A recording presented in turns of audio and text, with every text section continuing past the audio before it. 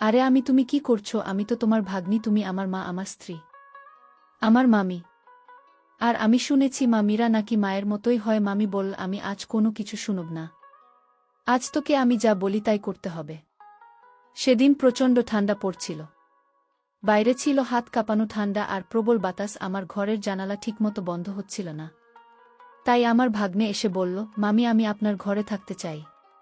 তার কথা শুনে আমি তাকে আমার বিছানার এক পাশে জায়গা করে দিলাম। রাত গভীর হতেই তাপমাত্রা আরও কমতে শুরু করল। হঠাৎ সে বলল, আমি ঠান্ডায় আর টিকতে পারছি না, আমি আপনার পাশে সব। আমি কিছু না ভেবে তাকে পাশের জায়গা দিলাম। তারপর মাঝরাতে হঠাৎ সে আমার সাথে এমনটা করতে পারবে আমি তো ভাবতেই পারছি না। আজকাল ভাগ্নেরা এমন চরিত্রহীন হয়ে থাকে। আমি রূপা, আমি দেখতে অনেক সুন্দর ছিলাম। গায়ের রং ছিল একদম ফর্সা।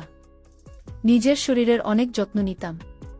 তাই আমার তেমন বয়স বোঝা যায় না। আমি সব সময় দামি আধুনিক পোশাক পরতে ভালোবাসতাম, যা আমাকে আরও অনেক আকর্ষণীয় করে তুলতে। সেদিন আমি শহরের একটি পার্কের পাশে গিয়েছিলাম। পার্কের পার্কিং এলাকায় অনেক ভিড় ছিল।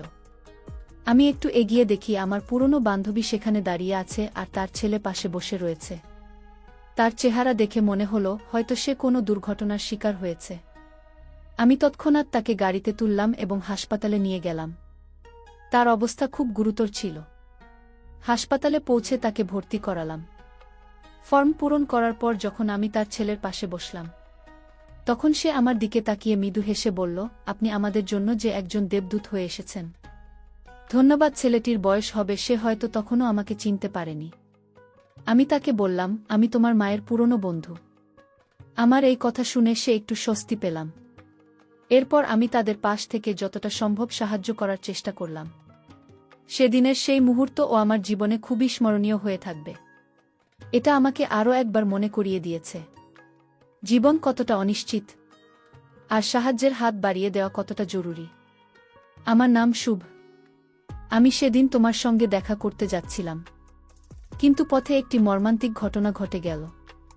আমার বান্ধবীর ছেলে বলল, হাসপাতালে পৌঁছে যখন তোমার মায়ের খবর জানতে চাইলাম তখন তুমি ভয় আর ওষুধ ভেঙে পড়েছিল। আমাকে জড়িয়ে ধরে তুমি কাঁপা গলায় বলেছিলেন, আমি মাত্র ঠিক হয়ে যাবে, তাই না? ডাক্তাররা তোমাকে ভিতরে নিয়ে গেল কেন? মায়ের কিছু হবে না তো? তার এই প্রশ্নগুলো যেন আমার হৃদয়কে বিদ্ধ করছিল। আমি তার মাথায় হাত রেখে বললাম, চিন্তা করো না, আমরা সবাই তোমার পাশে আছি, কিছুই হবে না। আমার কথা শুনে সে একটু শান্ত হল। কিছুক্ষণ পর ডাক্তার বাইরে এলেন এবং আমাকে একান্তে তার কেবিনে ডেকে নিলেন। আমি আশঙ্কার সাথে তার কথা শুনছিলাম। ডাক্তার জানালেন তার মায়ের মাথায় আঘাত লেগেছে, আর সেই আঘাতের কারণে তিনি কোমায় চলে গিয়েছেন। তার কথা শুনে আমি স্তব্ধ হয়ে গিয়েছিলাম। ডাক্তার আমাকে জানালেন যে আমার বন্ধু শিবানীকে পুরোপুরি সুস্থ হতে সময় লাগবে, কয়েকদিন, কয়েক মাস বা এমনকি কয়েক বছর। তার অবস্থার গুরুত্ব বিবেচনা করে তাকে আইসিইউতে রাখা হয়েছে। ডাক্তারদের কথা শোনার পর আমি বাইরে শিবানী ছেলের সঙ্গে কথা বললাম। তাকে বললাম, ডাক্তার বলেছেন তোমার মায়ের চিকিৎসা চলবে, আর তাকে কিছুদিন হাসপাতালে থাকতে হবে। আমার কথা শুনে সে উদ্বিগ্ন হয়ে বলল, তাহলে আমি কোথায় থাকব? মা যদি এখানে থাকেন আমি একা কিভাবে থাকব? আমি তাকে আশ্বস্ত করে বললাম, তুমি চিন্তা করো না, যতদিন তোমার মা সুস্থ না হন তুমি আমার সঙ্গে থাকবে। তোমার মায়ের জন্য হাসপাতালের সমস্ত দায়িত্ব আমি নেব, কারণ সে আমার খুব কাছের একজন বন্ধু। এরপর আমি জানতে চাইলাম, তোমার বাবার কথা কি ভাবছ? তিনি কোথায় আছেন? সে মাথা নিচু করে বলল, মায়ের সঙ্গে বাবার ঝগড়া হয়েছিল, তারপরে মা রাগ করে আমাকে নিয়ে এখানে চলে এসেছিলেন। আমি বাবার কাছে ফিরে যেতে পারবো না, কারণ তার কাজ বাইরে, আর তিনি এখন কোনো গ্রামে আছেন তাও জানি না। এমনকি আমি নিজেও তার সঙ্গে দূরত্ব বজায় রেখেছি। হয়তো তিনি আমার উপর রাগ করেছেন। আমি তাকে বললাম, তুমি এসব নিয়ে চিন্তা করো না, যতদিন তোমার মা সুস্থ না হন তুমি আমার সঙ্গে থাকবে, আমরা একসঙ্গে সবকিছু সামলাবে। তারপর আমরা দুজনে হাসপাতালের পরিবেশে থাকতে পারছিলাম না।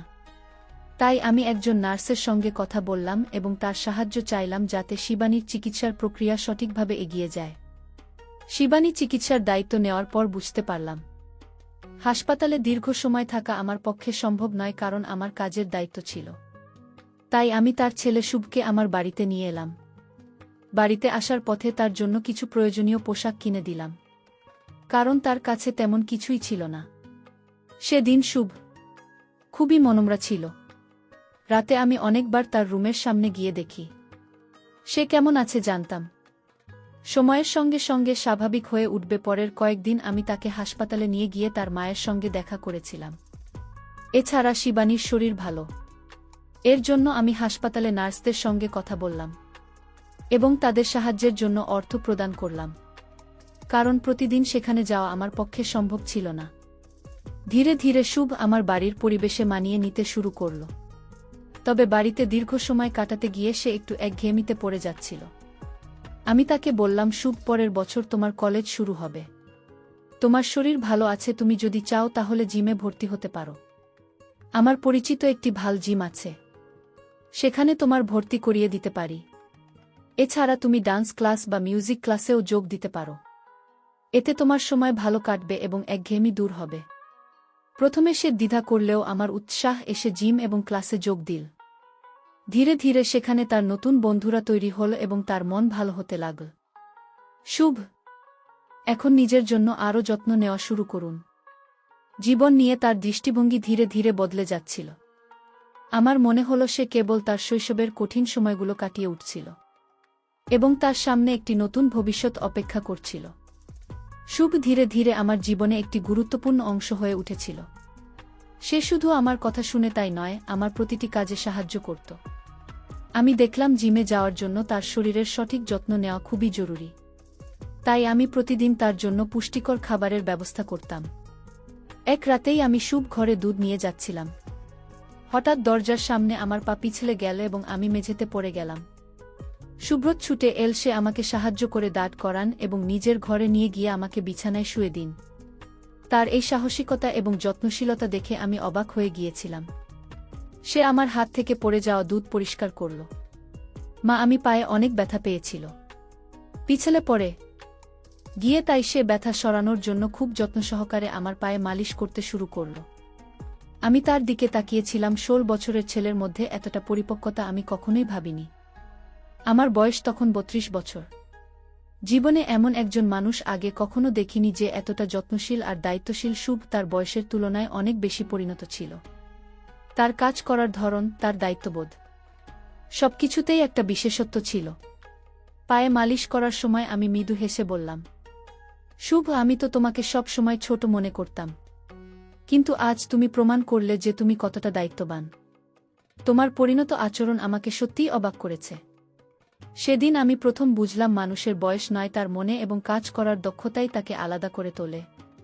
শুভ এই যত্নশীলতা আমার জীবনের নতুন এক সম্পর্কের ভিত্তি তৈরি করল, যা শুধুই বিশ্বাস এবং পারস্পরিক সম্মানের উপর দাঁড়িয়েছিল। শুভ ধীরে ধীরে তার জীবনকে নতুন পথে নিয়ে যাচ্ছিল। তার জিমে যাওয়া এবং নিয়মিত পুষ্টিকর খাবার গ্রহণের ফলে শরীরে শক্তি এবং মনে আত্মবিশ্বাস অর্জন করেছিল। একজন মজা করে আমি তাকে বললাম, শুভ, এত শক্তি তোর কোথা থেকে আসে? তুই কি খাস যে এত তাড়াতাড়ি এত শক্তিশালী হয়ে গেছিস? সে হেসে বলল, আমি এখন আর আমি ছোট নেই। আমি বড় হয়ে গেছি। তুমি আমাকে এবং আমার মাকে যেভাবে সাহায্য করেছে, তার জন্য আমি তোমার কাছে চিরকৃতজ্ঞ। আমি এখন তোমার জন্য কিছু করতে চাই। তার এই কথাগুলো আমাকে করল। শুভ তার কৃতজ্ঞতা প্রকাশ করার পাশাপাশি আমাকে সম্মান জানাচ্ছিল। এরপর সে আমাকে বলল, আমি যদি তোমার কোনো আপত্তি না থাকে, আমি রাতে তোমার ঘরে থাকতে পারি। যদি তোমার কোনো সাহায্যের প্রয়োজন হয়, আমি পাশে থাকি। শুভ সত্যিই খুব যত্নশীল এবং সাহায্যপ্রবণ ছেলে। আমি তার প্রস্তাবে সম্মতি দিলাম। বাড়িতে আমি একাই থাকতাম, তাই আরামের জন্য হালকা পোশাক পরার অভ্যেস ছিল। শুভ বাড়িতে থাকার সময়ও আমি আমার স্বাভাবিক অভ্যাসে কোনো পরিবর্তন আনিনি। রাতের শুভ মৃদু স্বরে বলল, মামি, আমাদের জিম ক্লাসে অনেক মেয়ে আসে যারা স্টাইলিশ পোশাক পরে, কিন্তু আমি কখনো তাদের নিয়ে তেমন কিছু ভাবিনি, কারণ তারা তোমার থেকে তুলনামূলকভাবে কম সুন্দর মনে হয়। তুমি সত্যিই খুব সুন্দর। তোমার পরা পোশাক সবসময় তোমার ব্যক্তিত্বকে আরও আকর্ষণীয় করে তোলে। তার সোজাসাপটা এবং প্রশংসাসূচক কথা শুনে আমি মৃদু হেসে বললাম, তোর কথা শুনে ভালো লাগল শুভ। সেদিন আমি বুঝলাম শুভ শুধু শারীরিকভাবে নয়, মানসিকভাবেও অনেক পরিণত হয়েছে। তারই প্রশংসা এবং কৃতজ্ঞতার অনুভূতি আমাদের সম্পর্ককে আরও গভীর ও বিশ্বাসভিত্তিক করে তুলুন।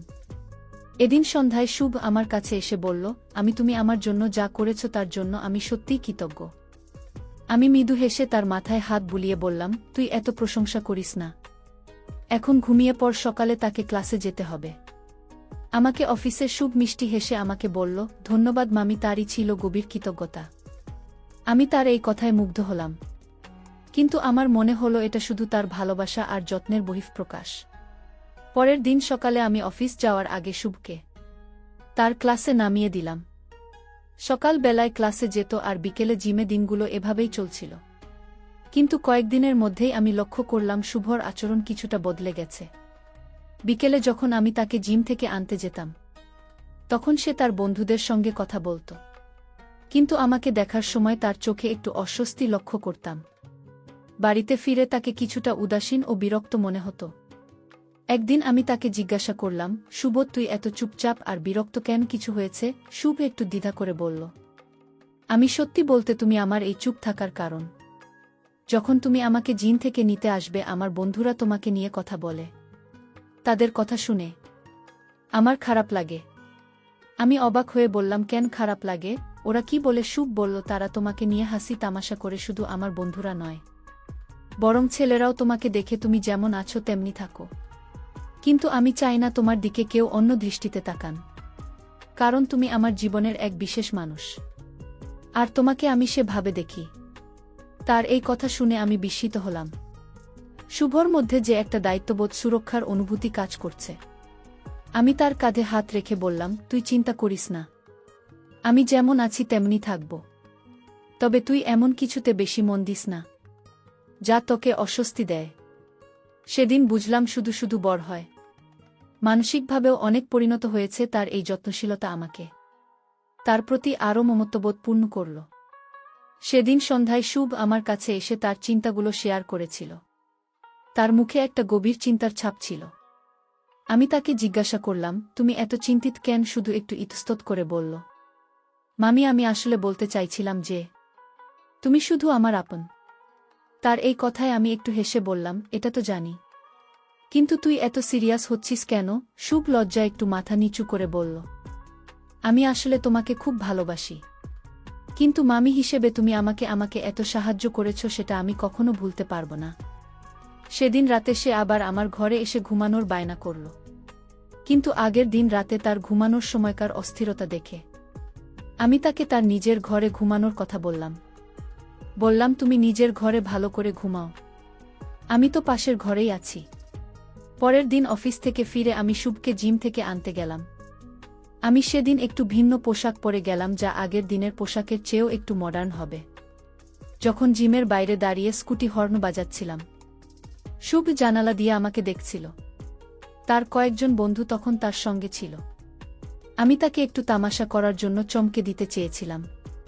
কিছুক্ষণ পর শুভ দৌড়ে এসে আমার পিছনে বসে বলল, তুমি যা করছো সবই আমার জন্য স্পেশাল, কিন্তু তুমি এমন করে আমাকে আর চমক দিও না। তার এই সরল কথায় আমার মন ভরে গেল। শুভ ধীরে ধীরে পরিণত হচ্ছিল তার যত্নশীলতা। আমি প্রতিনিয়ত মুগ্ধ হচ্ছিলাম।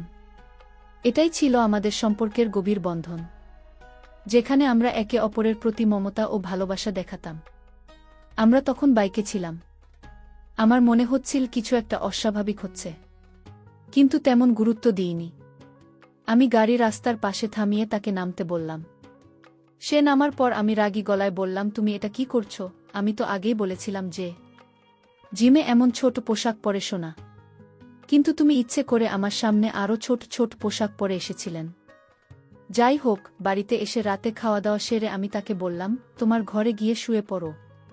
কিন্তু শুভ নিজের রুমে গিয়ে শুয়ে পড়ল। রাতে হঠাৎ করে আমি শুভকে ডাকলাম, শুভ, আমার পায়ে অনেক ব্যথা করছে, তুমি একটু মালিশ করে দাও, আমি পায়ের ব্যথায় মরে যাচ্ছি। তারপর শুভ আসলো, আমার পায়ে মালিশ করে দিতে লাগল, আর 5 মিনিটের মধ্যেই